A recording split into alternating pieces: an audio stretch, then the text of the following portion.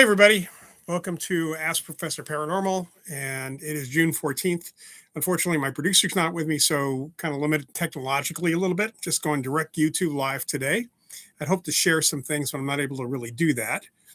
But welcome. I see some folks coming in. Hi, Paul. Hey, Paul, just to let you know, somebody is working on setting up something for me in Chicago. I'm not sure when, but I know you keep asking about that. So hopefully that'll happen sometime soon. All right. Rinzai Quartz. Paranormal activity is fascinating precisely because it resists the easy categorization. Some people regard these experiences as genuine, others dismiss the topic entirely. That is true. But we are talking about subjective experiences with some objectivity as well. I mean, these are experiences that have been going on for thousands of years throughout all cultures with different flavors of how people interpret them, but they are very, very real to people. And saying that they don't exist is like saying your emotions, your emotional personal experiences don't exist either, for that matter. Thank you, Paul. That was a fun, the Veil Between Lives was a fun one. I've got a couple more coming up that I'm going to be interviewed on in the next couple of weeks. So podcasts are always kind of expanding beyond what I'm doing here.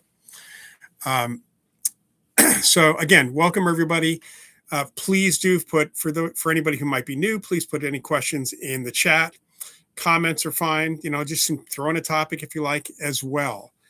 So first thing I thought, since I did get a request from someone, my buddy in Hawaii, Lapaka Kapanui, who, well, before I get to that, let me answer this question. What are your thoughts on astrology? Interesting you asked that question, because on the next show, at least right now we're scheduled, a good friend of mine, Mike Spermuli, who is involved in vibrational astrology, which is not sun sign astrology, it's completely different. He will be joining us. He's going to be my second ever guest. He'll be on the show with me next time around. And that'll be a good time for us to discuss that. I mean, right now, sun sign astrology, the way it's described, I got problems with it for a lot of reasons. But if the astrologer is psychic, that's a different story. Mike Spermuli stuff is very different. Like I said, hold that for next time. Okay, before I get back to Lapaka's question, I see another important thing. Yes, I saw Disclosure Day yesterday.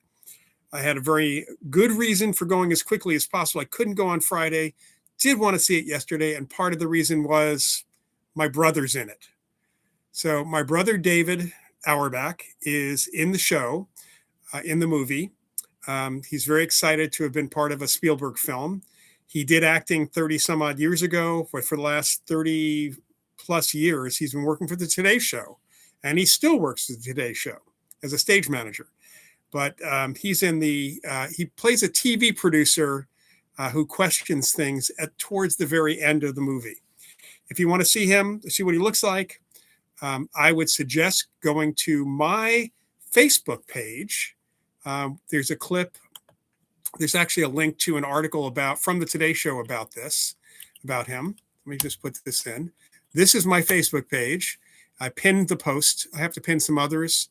You can also just look him up on Facebook or on Instagram. There's a couple of good videos from the Today Show, and also one that was done with him on the red carpet, which is kind of cool.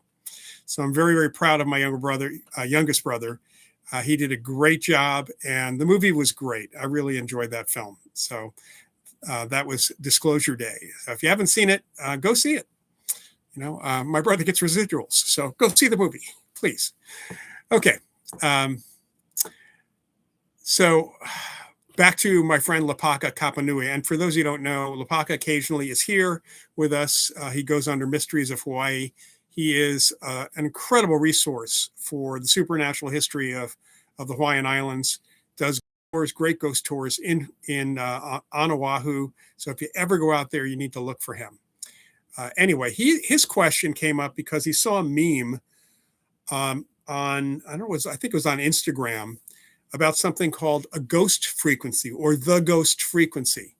And the meme said, there is a frequency so low that humans can't hear it, but it makes you see ghosts. A British engineer proved it after seeing one in his own lab. The frequency was 18.98 hertz. It's called the ghost frequency. Now, the people who posted that completely misrepresented what that British researcher did and what happened. He was seeing shadows out of the corner of his eyes. He was in an old building in the UK. His name was Vic Tandy. This goes back to the late 1990s, and the article about this was published in the journal Research.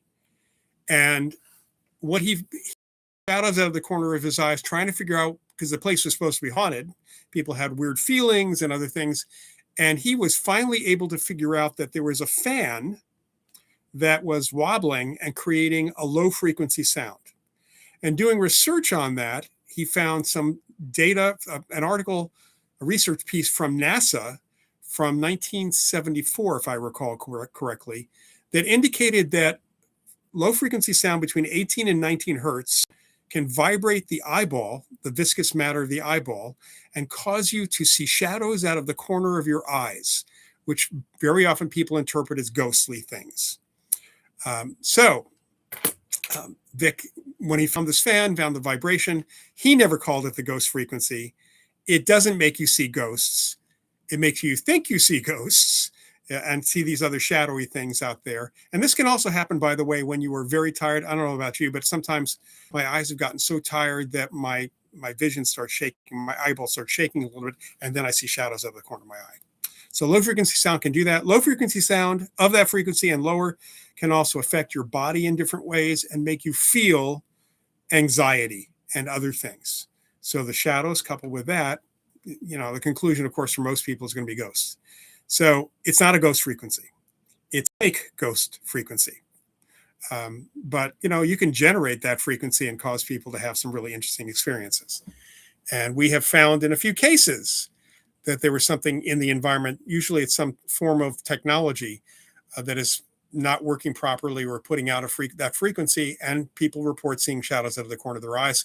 Turn off the power, they're gone because you're stopping that generation of that frequency.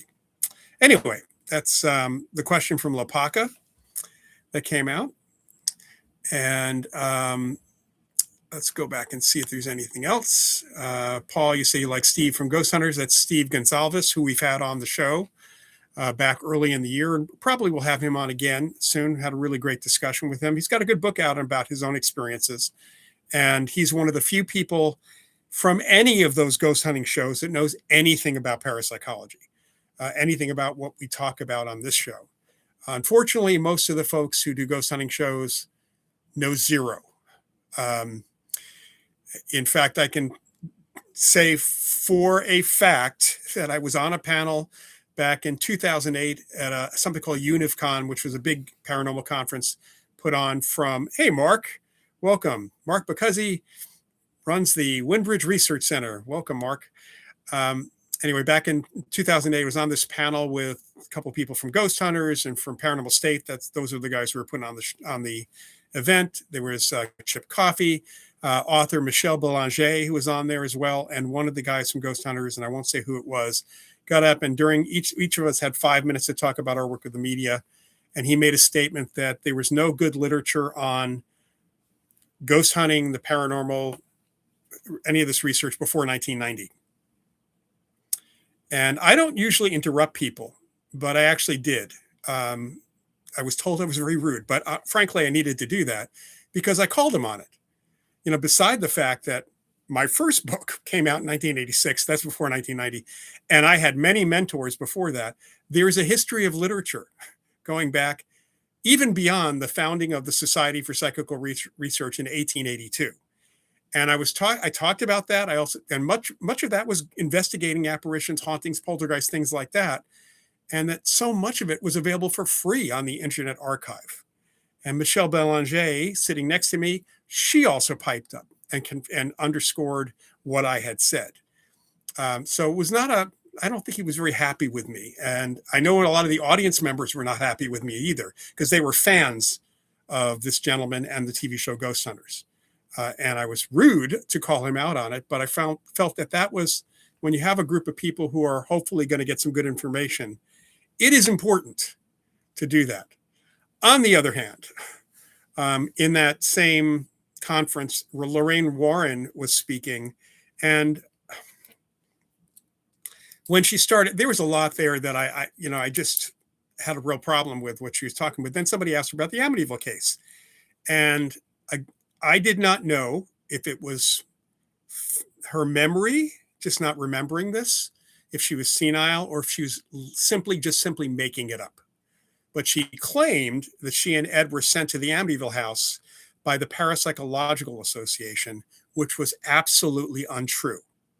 There was no relationship between the Warrens and anyone in the Parapsychological Association other than Jerry Salfin, who was a member, not on the board, was friendly with Ed Warren. And in fact, he showed up with them just to see what was going on when they went to Amityville. So that I actually, instead of interrupting her because I felt bad, I didn't want to interrupt the speaker in that instance. I wasn't on a panel or anything like that. I got up and left. And for the rest of the convention, people were giving me side-eye glances and saying things to me. It was very, very weird. Anyway, that happens. Okay. Paul, you view TV shows like Ghost Hunters as purely entertainment. If you look at them as entertainment, maybe there's a grain of truth sometimes in the cases, certainly. But if you look at them, the shows as entertainment, then you decide if you want to keep watching because they're entertaining or not. If you're looking at them as real documentary type shows, you're wrong. I'll tell you that right now. My family's in television. Not only was my brother in Disclosure Day, like I said, he's been working for Today's Show for decades. My dad was a producer for NBC. My uncle was a director for CBS and ABC. I had another uncle who was a radio newscaster. I mean, I grew up in the media altogether, and I participated in many shows, television shows, including a few reality shows. They are not scripted, but they are directed and edited. So what you see on the screen is rarely, if ever, anything like what's actually going on. They're just trying to get the ratings. And that's their purpose, entertaining people or getting ratings for the sponsors or for streaming for that purpose as well.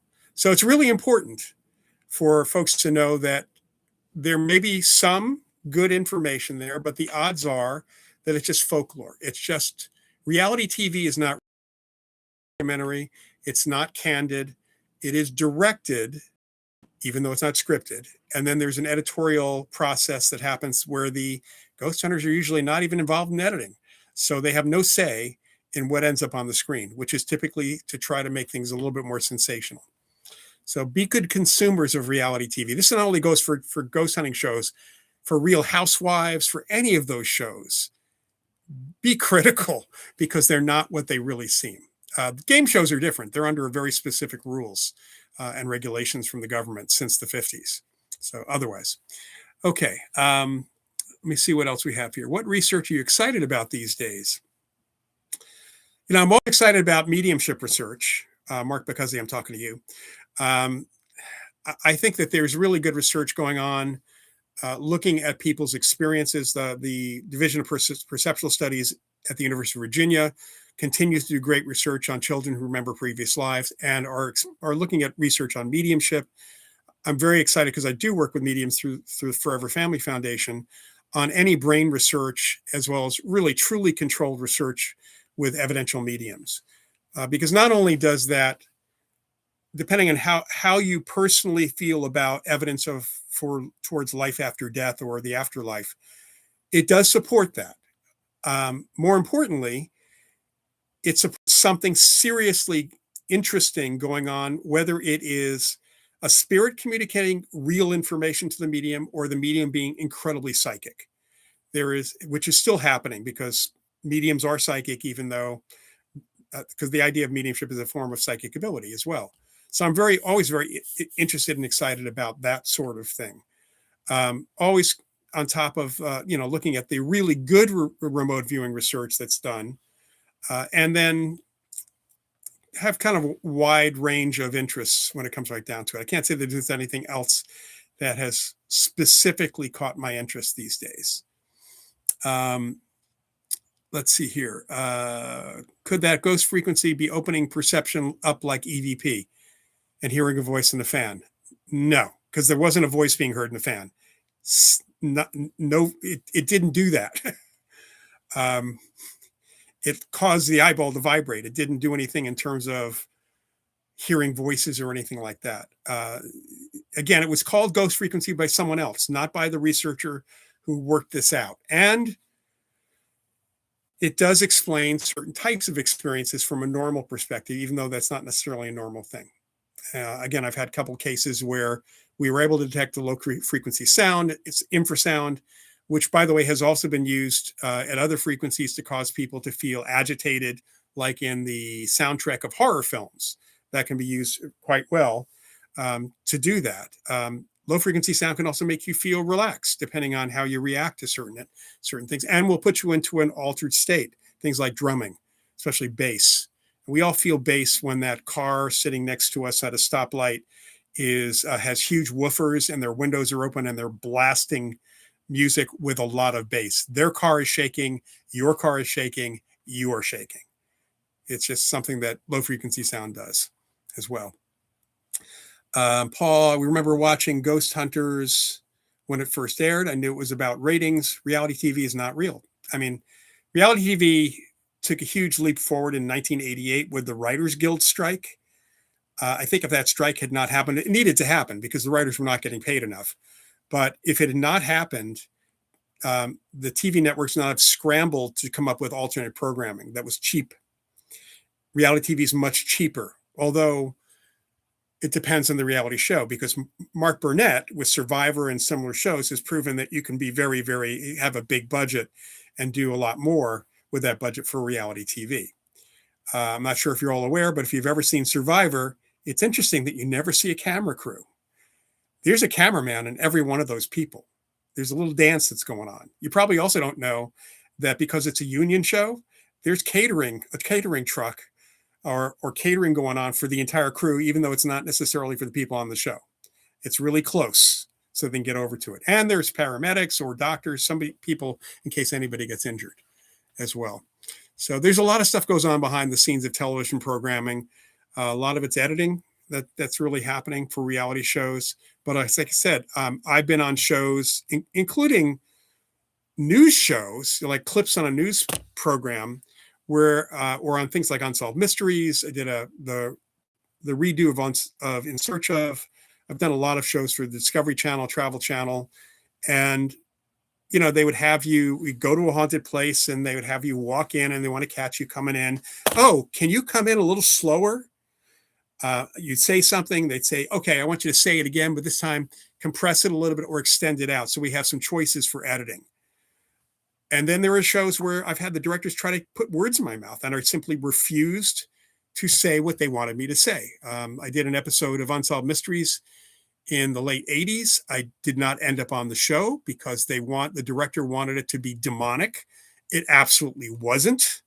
Not only did the people who had moved out of the house think it was not demonic, but the people who are currently living in the house that we were fortunate enough to shoot in weren't having any experiences, and they laughed about it being demonic. So that was not a possibility. I understood what was going on. It was paranormal, but it was not demonic or evil or bad or anything like that. So I got cut out because I refused to say what the director wanted me to say. That happens. That's what's going on reality TV in general.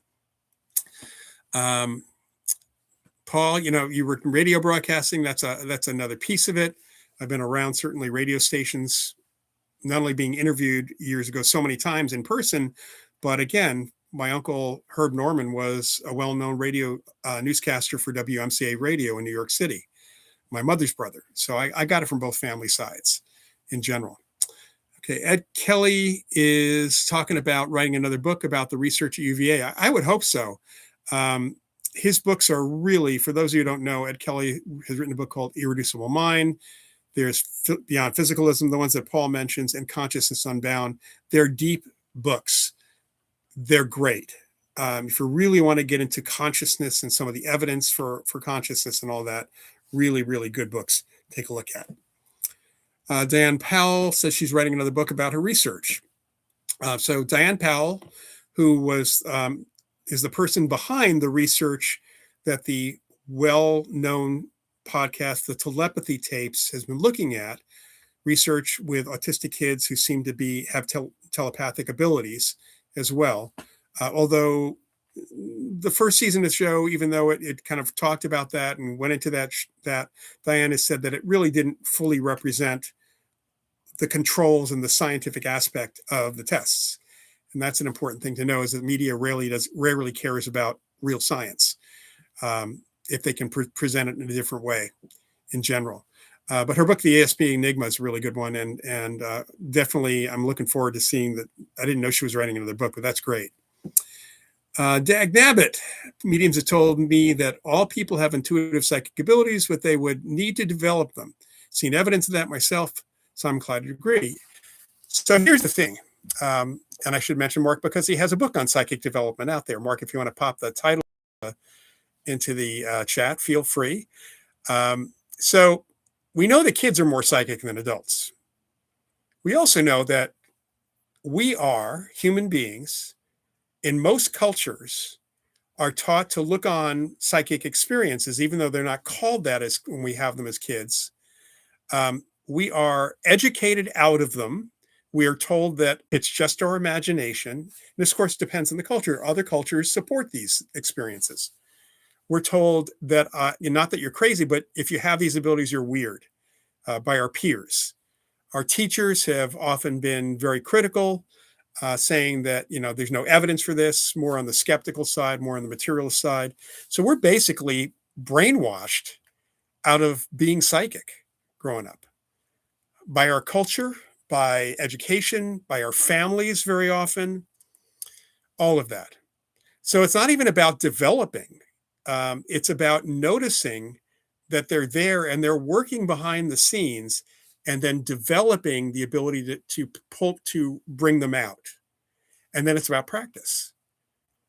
So recognition is the most important thing right off the bat. When I worked at the American Society for Psychical Research in the early 1980s, we had a psychic who was doing research on out-of-body experience with the research director, Carlos Osis, and his assistant, Donna McCormick. And I spent a lot of time with Alex. He was a psychic and medium. He could do out-of-body stuff, but he also did medical intuition for some hospitals. He worked with some doctors on that. He could do some mediumship as well, more along the lines of communicating with ghosts, with apparitions who are still here, not so much the kind of mediumship that Laura Lynn Jackson or the other folks do, like talking to people on the other side. And I spent a lot of time with Alex. Sometimes I'd have to chauffeur him around New York City. And I asked him, how do you develop your psychic abilities? And the first thing he said to me was, notice you already are. That's the most important first step. And the other piece of that, which is very clear from him, from other psychics I've worked with, from the folks from the remote viewing program at the Stargate program, from so many other practitioners, is we have to learn to get out of our own way. Because human beings are wetware, our programming in our brains. Name things, categorize things, and identify things. To fill in psychic information is not always complete. It's almost like getting pieces of a jigsaw puzzle and then looking at it and saying, I think I know what this is. And you may be wrong. Kind of filling in the blank piece, the pieces that are missing.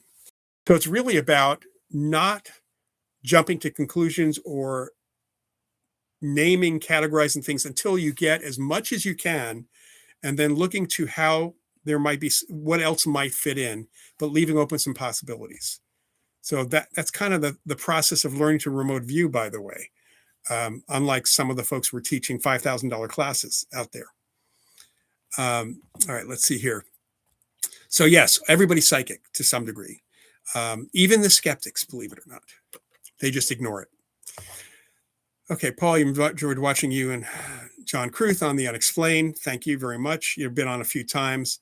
I've never worked with Hal Puthoff. I've only met him briefly once. That was probably in the early 80s, I think, at a Parapsychological Association convention. I'm not even sure whether that was there or someplace else out here on the West Coast. Might have been actually even when I was in grad school at John F. Kennedy University for parapsychology. Do you have any thoughts on the popularity of the Psy Games? Well, first, I wish I was going to Psy Games International. For those of you who don't know, it's just cygamesinternational.com. It was done last August in Charlottesville, Virginia. This year it's going to be in Charlotte, North Carolina. It's like an arena thing where you have teams that are taking part in competitions for how well the teams can do at remote viewing, precognition. There's a few other pieces to it as well. In fact, let me just see if I can recall here what it was. They have certain categories that they are taking people in, but you can kind of go and watch as well. John Kruth, who is the research and also the executive director of the Rhine Research Center, where I'm president of the board, he will be a judge there again this year. He was a judge last year, and he saw some pretty amazing things that were going on here. There are different categories that people get involved in. It's remote viewing, precognition, psychokinesis, dowsing. Dowsing may not be a psychic ability at all, but it still fits in here. And something called mind sight. People who have been taught to see without their eyes. So basically see psychic, and they use a specific kind of blindfold you can actually buy at the mind sight site. Pretty interesting stuff. I think games are really a great way of presenting psychic abilities in a consumable fashion. Makes them normal. In fact, I worked on a TV show that got picked up, but unfortunately, it got picked up at a time shortly after it got picked up. It was still in pre-production, and the folks at the Game Show Network, which became GSN, they were going to be the ones who were doing the show, paying for the show. The president, vice president, and somebody else got kicked out. And the new people came in and canceled everything that the other guys had come up with that was not already in production. So, but the game was called Telepathy, and my involvement was after they had done a pilot. My involvement was to create another game within the show that was much more psychic. And we did a lot with that in live run-throughs for a week. And then we did a live presentation to the Game Show Network folks. And frankly, people were getting better at it by watching others do it. It was very clear that a game show situation, Cygames is a game show situation, normalizes what's going on. It not only, it's competitive, but it does normalize things. So it's a really kind of cool thing. Kenny Biddle is, yes, Kenny Biddle is a genuine skeptic. He's co-taught a class with me a couple of times for the Rhine Center, for Rhine Research Center, Rhine Education Center. Telepathy Tapes documentary is supposed to be coming out soon. I'm going to be supposed to be doing something with the Telepathy Tapes show again this fall, depending on whether or not we can kind of set up the dates. They want me to actually in studios for a lengthy interview. Okay, witnessing someone do something amazing seems to help us. The individual witnessing also can do something like it. That is absolutely true. It's especially true with psychokinesis. And I worked with a guy named Martin Caden back in the 90s who was able to move small objects under really controlled conditions as well. We did a couple of workshops together. Martin Caden, you can look him up. He was a science and science fiction writer. He wrote books on the space program, on aeronautics, but a lot of sci-fi. In fact, he wrote a book called Cyborg, which became The $6 Million Man. Marty, when we did workshops, and even when he was doing his thing, his piece was when you see someone else doing it, it becomes okay for you to do it. And in a group setting, it's even more okay. And that's really clear with the spoon bending, what are called PK parties that have been done since the very late 1970s. And I've run a few spoon bending parties myself, events myself. And it really is true that people, once they see, if there's a fun atmosphere and people see other people doing it, it becomes much simpler and acceptable. It's the exception because of the psychology of psychokinesis, which was something that was put down on paper by a psychologist named Kenneth Bouchaldor in the late 1960s. And there are two things that prevent us from being psychokinetic. And they also affect ESP in general. I mean, one is witness inhibition, when you see something bizarre, anomalous, unusual, most human beings tend to say, yeah, that didn't happen the way I think it did, especially with something moving by itself. You come up with another explanation for it. The second piece is ownership resistance. Okay, I accept that somebody else can move this object or make these things bend without, easily, but not me. I mean, that's ridiculous. That means my thoughts can get turned into action, and there's resistance to that. So those are things you have to overcome with psychokinesis and with other psychic abilities as well. But the witnessing of others, especially in a fun atmosphere, and Psy Games is fun. Any Psy Games are fun. The Rhine Research Center runs or was running occasional sessions of their own Psy Games on site before we lost the lease last fall. Right now, it's looking good for a new place for the Rhine. So we're just waiting for the final paperwork to go through, and might have a big announcement in the next month about the new location. It's going to be a few months before we get everything up and running again, but hopefully everything's going to work fine with it, with the process. Okay, let's see here. Mary Prankster in the 2018 Halloween special of Ghost Adventures, Zach Baggins invited Rabbi Shea Harlig, who made a comment referring to a script that caused a great stir. I'm sure that he was following a script. There is no such thing as a Dybbuk box. That was made up. Big thing that Zach likes to play with. A Dybbuk is a spirit attachment situation, not something you capture in a box. That's kind of absurd for that. Okay. A lot of good folklore. I mean, the TV shows have created their own folklore or have capitalized on previous folklore, such as the folklore that ghosts only or mainly appear in the dark, which is absolutely contradicted by the tens of thousands of people's apparitional experiences and other types of experiences. That's not when ghosts normally appear. There are cases where ghosts might wake you up, but it's pretty rare. And typically it's not because the room is not pitch dark either. That's one of the bits of folklore. There's lots of other folklore. Let's see here. Love the Korean show, Battle of the Fates on Hulu. I am not familiar with that one. I'll have to look it up. David Grush, a UFO whistleblower, mentioned the possibility of sentient plasma on Capitol steps.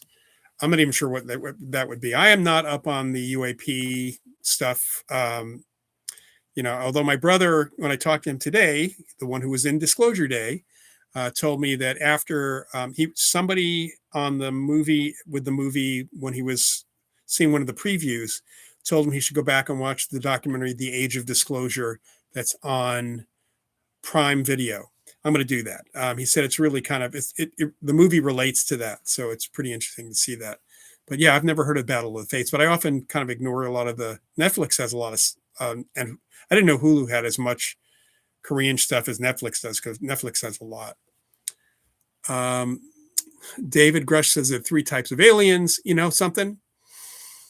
I do know, going back decades, that people have talked about more than 3 types of aliens. Many more that people have seen in abduction cases and other things. So one of which seems to relate to the old TV show V. So let's see here. Ghostbusters, as all those shows are fake. Yeah.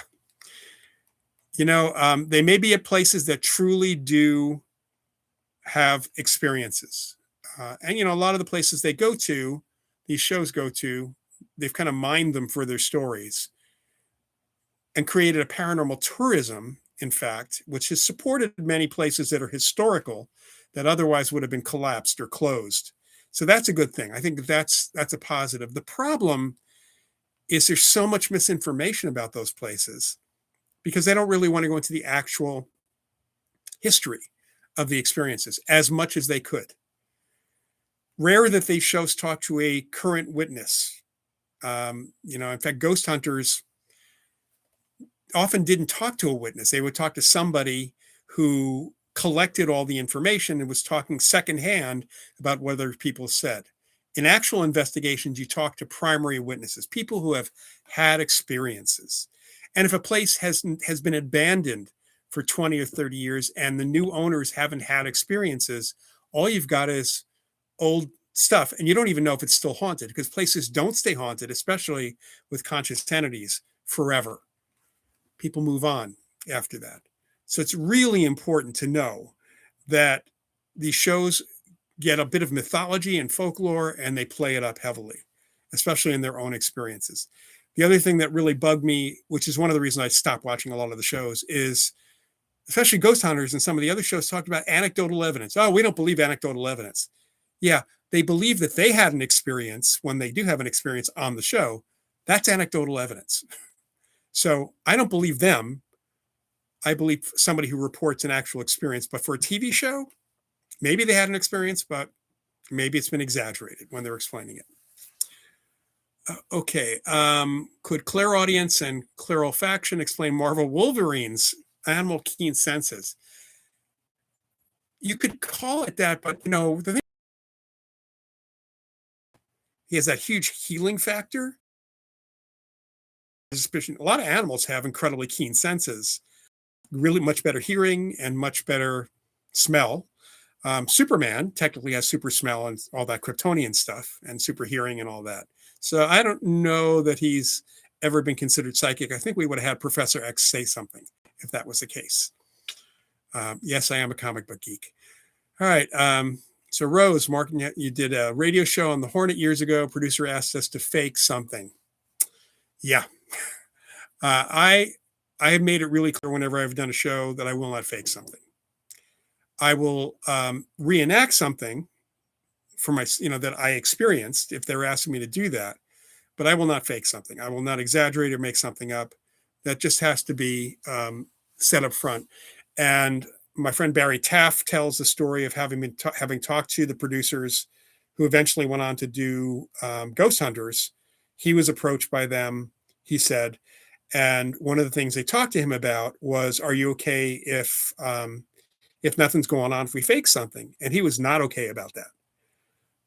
So he didn't do the show. Well, that and the fact they weren't going to pay him. So I think he might have done the show if they were going to pay him, but he also wouldn't have faked something. I know Barry's got we must have ethics here.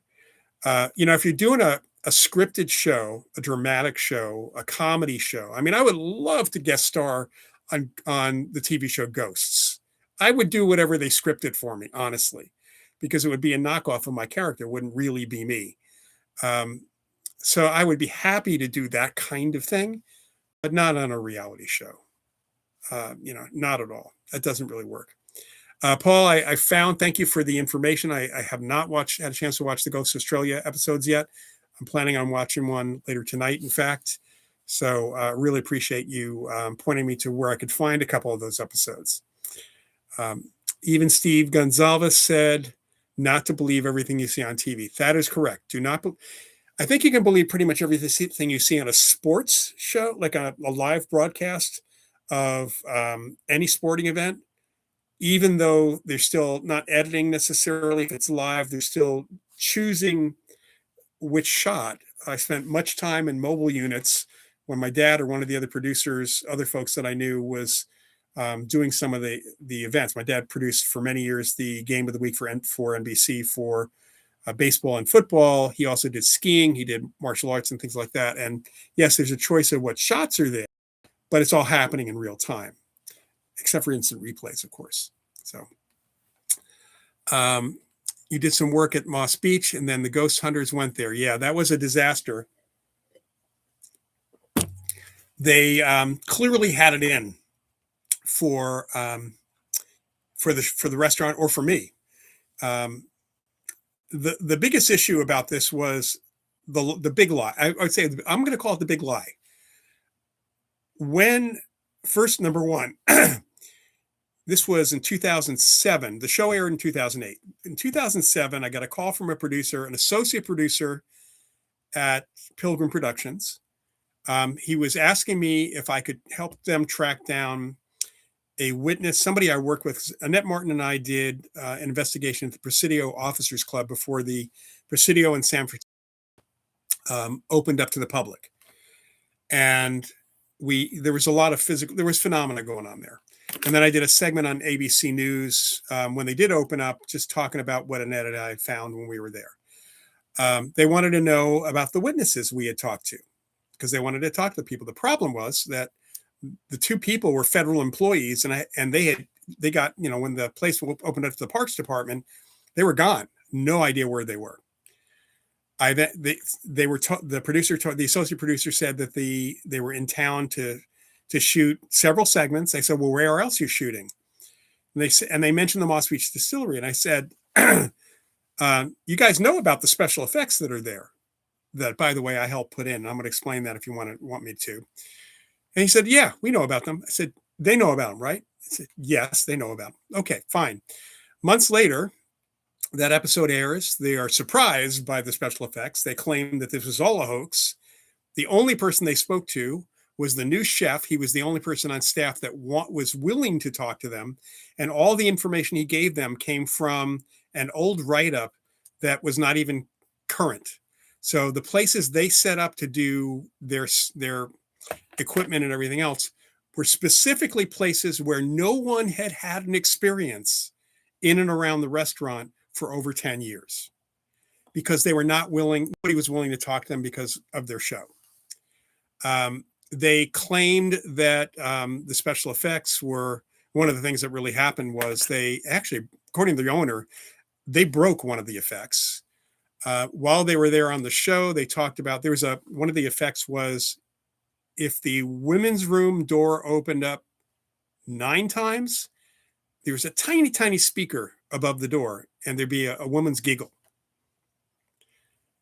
That was actually a recording of a friend of mine. And so they did that. They heard the giggle, and they started looking around for the speaker. They go into the ceiling. Grant gets on a ladder, goes into the ceiling. He finds these speakers. Says, clearly, this is a hoax. Well, first, the speakers he found were the PA system for the restaurant, which is where they pump music through. Had nothing to do with the effects. In fact, several things they found had nothing to do with the special effects at all. And the effects were there for a very specific reason. And when I was blogging while the show was on, I got these nasty emails from people and posts. And I basically responded by saying, Google it. Google the Moss Beach Distillery, because 9 out of the first 10 results in Google talked about the special effects. How did they not know about it? Simple. Anyway, it was a disaster. It caused some significant problems for the restaurant. Another significant problem that happened because of television, MTV had a show called Fear. They only did 6 episodes. They created problems for the USS Hornet in the early 2000s, which ended up creating a kind of moratorium on any investigations, anything to do with the paranormal, for over 2 years. A friend of mine and I, who had done a documentary on the Hornet, we're set up to do a second piece of that, which was interviewing witnesses and all that. We were not allowed to do that because of what happened with MTV's Fear. And what they did was they made up a history about the ship so that it would be truly a evil place for stuff to happen, which fit in with their storyline of the episode. That show got canceled very quickly, by the way. Anyway, back to this. Let's see what we have here. Rinzai Quats, maybe our senses are way better than we know or experience, but if we filter it out, that's a good question. Although, we have a good idea. Science has a really good idea of how good our senses are. And they can be trained to be a little better, partly because we don't notice stuff. I mean, there's a lot of sound that is going into our ears, but to avoid going nuts in a crowded restaurant where you're hearing everybody's voices at one time, you learn to attend or focus on different voices. So we are getting more information. We get more information with our eyes, more with our nose. So we get more than we consciously are aware of, but they're not better than science knows in that sense. There are some extensions for some people that happen as well, but there's potential for other senses. Depending on who you talk to in the physiology world, looking at sensory perception, there may be magnetic sense that people have, like pigeons have a magnetic sense, sharks have a magnetic sense. And I just saw an article, I haven't had a chance to look at it, that they finally figured out how that works with pigeons for navigating according to the Earth's magnetic field. There are people can learn echolocation through clicks. We can learn to do that. We may have a sense of duration. In other words, sense of time. There are other senses, other ways of looking at sensory, in other words, sensory organs. But extrasensory perception is not a sixth sense. It is a form of perception that does not use the normal senses or any physical senses for that matter. So that's kind of the separation there. The brain definitely filters huge amounts of info. Absolutely. Just as I was saying, I suspect that psychics are able to suppress filters and accessing certain info that most people cannot access.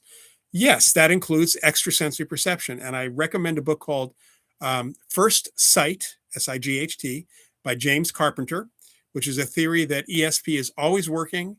We're always scanning the environment. And there's a lot of evidence for that.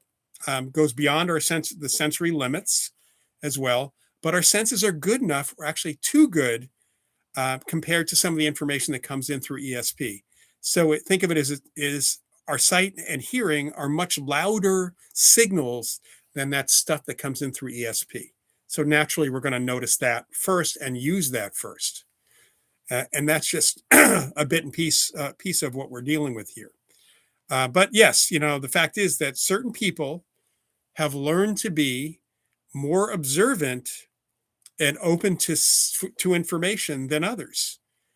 Such people, think of a Sherlock Holmes type, are aware of things non-verbally and otherwise around people that it's not psychic at all, but can seem very psychic. And that doesn't mean that psychics can't do that too. Some psychics can also incorporate that information, but to call themselves a psychic, they have to be getting information they could not have gotten through their physical senses in general. Rose, I heard this weekend there's a hallucinogenic that makes everyone on it see little people, inch high people. I have no idea. I have not heard about that. Is that like something created by the Lilliputians or something like that? I did not have any idea. Although I could imagine that depending on what one is taking, if you are at all suggestible and somebody suggests that, you probably would see what you suggest. Kind of like hypnosis in some respects. DMT, Sprite Molecule covers people seeing the same or similar things. So maybe DMT. I've not heard that about DMT before, but that's not my area in general. Paul, you enjoyed the documentary Third Eye Spies about remote viewing. The only problem with Third Eye Spies is that's only one piece of the story. It's a Russell Targ focused piece and completely misses a huge part of the Stargate program that Russell was not involved in. Pretty much anything after 1986, for that matter. And remember, the program Stargate went through 1995. Mushroom. Yeah, mushrooms do all sorts of interesting things to people. I highly recommend, if you don't know an old TV show called One Step Beyond, go into YouTube and put in One Step Beyond. It was a show from the 50s. It actually started a year before The Twilight Zone. It's very similar. The only difference being that One Step Beyond, the dramatized stories were dramatized from real reports of psychic experience and phenomena in the records of many of the organizations. So they built scripts around those. There were a couple documentary episodes, one of which is called The Sacred Mushroom. And the host and director, John Newland, actually goes down to the mountains of Mexico to a brujo ceremony, a mushroom ceremony with an anthropologist, and then comes back to the U.S. and spends time with Andrei Puharich, who is the guy who wrote the book on the sacred mushroom. It's called The Sacred Mushroom. And he puts Newland through an ESP test and then gives him some of the mushroom. This is before they were illegal. And then Newland does a little better after having ingested that mushroom and taking a little time to absorb it. It doesn't have hallucinations, but it does seemingly increases psychic ability. So that's an interesting thing as well. Our heart is our most powerful electric dynamo, may sense other feedback as its own feedback it has to sense itself. Not too long ago, a few years ago, they discovered that nerve ganglia are on the heart. So here's the thing. the greatest concentration of nerve ganglia in the brain. The second greatest concentration of nerve ganglia in the gut. Talk about gut feelings. The third greatest concentration of nerve ganglia around the heart. So consciousness, if it is only the body, or even if it's not, if it's working through the body, may not just be working through the brain.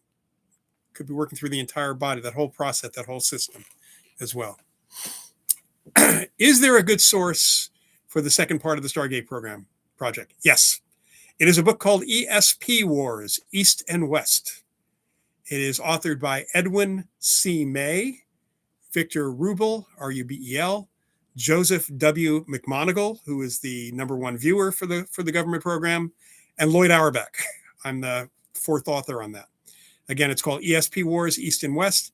It not only covers the history of the entire Stargate program, but it also covers the Russian side of remote viewing. We had Russian people high up. This is before Putin got in, by the way. They were interviewed back in the 90s and early 2000s. But General Alexei Savin, General Boris Ratnikov, a few others, and a psychic from Russia were all interviewed by Victor Rubel, and we have the transcripts of those, and we put in quite a bit. There's actually quite a bit of stuff about the KGB involvement as well. So it's a really interesting political thing. If you like political stuff, the book's really great from a political perspective. We have a history of psychics working in government and for kings and other things in there as well. And just to let you know, Ed May was the program director from late 1985 until the closure of the program, Stargate program. And then if you really want to get into it, Edwin C. May, and Sonali Marwaha together, they went through, Sonali specifically, went through the 90,000 pages of Stargate declassified material. There's 90,000 pages. She went through it all, got rid of duplicates, got rid of things had been marked classified that were from the New York Times and Life magazine. Basically, anything that came to the program that was put in their files was stamped classified, even if it wasn't. Went through all that, and Ed and Sonali then pulled together 4 volumes, very dense volumes, called the Stargate Archives. And Stargate is 2 words, Stargate Archives. They're not cheap volumes. The third one, the first and second deal with the program remote viewing for the most part. The third one deals with research on psychokinesis they did. And the fourth one has if you want to get any volume, it's that last one. It's got a really great summary of everything from the program, followed by tons of documents that have been unredacted, thanks to Sonali, finding various versions of them from government officials showing the history of the political involvement, the U.S. political involvement. But Stargate Archives are amazing volumes. I've got them on my shelf. They're just so incredible that you can learn a lot from them for that. Let's see. It's Song Obscure Asian Mushroom, commonly see little people. Okay. Alice, I had a psychic come to my home and say I had haunted objects that were in fact not haunted. Then got mad at me. We told her she was wrong. Yeah. Folks who've taken my classes or heard a couple of my lectures know very well that I have, what are the qualities of a good psychic or medium? I have are they good in getting good information qualities? But then I have other qualities. And one of those other qualities is, number one, don't ever work with a diva. Because there are those psychics that do investigations and other things, and they stomp their feet if they don't get anything, if you're not paying enough attention to them. But more importantly, they need to be questioned. And they need to admit that they can be wrong, because nobody's 100% correct. Not at anything. There's always going to be a failure somewhere in there. So that's, I'm not surprised for that. Is our country still working on PSYOPs? That's a good question. I don't know that that Ed or Joe have taken a look at that lately. I know that they both told me that in the 2000s, especially after 9/11, Ed likes to say, we haunted the halls of the Pentagon. They still have their security clearance And they talked to many military people and others to see if they could get the program going again. And in fact, they had buy-in from the Russians at that time to do a joint remote viewing operation, an anti-terrorism operation. And there are two things that prevented that. Number one, even though some of the Army and other military officials and some of the folks associated were interested in doing that, they could not get buy-in from Congress, couldn't get funding for that. Partly because Congress at that point felt it was too woo-woo. Skeptics had their impact on them. It was too dicey for them to touch. And there were also some issues of who was attached to the program because of the funding that might have come, the appropriations might have come from Congress, that there were some issues with some personnel too, that some of the military folks didn't want to work with that person. So it wasn't a simple thing.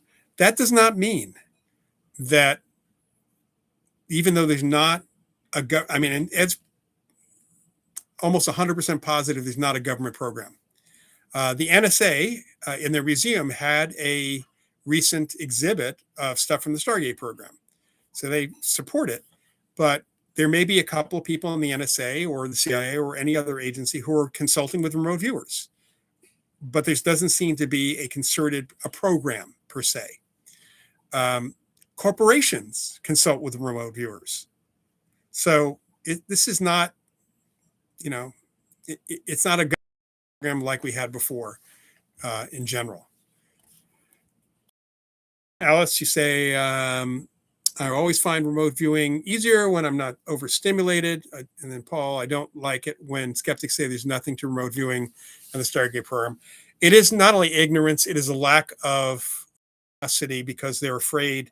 I think that deep down there's a fear that there might be something to this. Having spoken to a couple of skeptics specifically over the years, skeptics and disbelievers, two instances, people saying to me, I'm not going to look at this stuff. If ESP's real, I think I'm going to have to kill myself.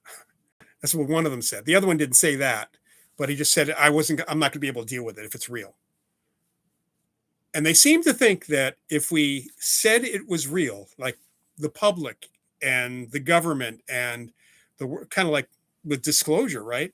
If you said it was real, it's going to suddenly make everybody psychic. Because the one guy said he'd kill himself. He then, when I said, what is it about this would make you kill yourself? Because then they'd be able to read all my secrets. I said, well, that's not how it works, number one. And number two, what kind of secrets do you have that you're afraid of letting go? That brings up a whole different set of questions.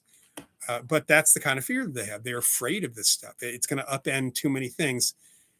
People have said it's going to upend the laws of physics. Actually not. Pretty clearly not.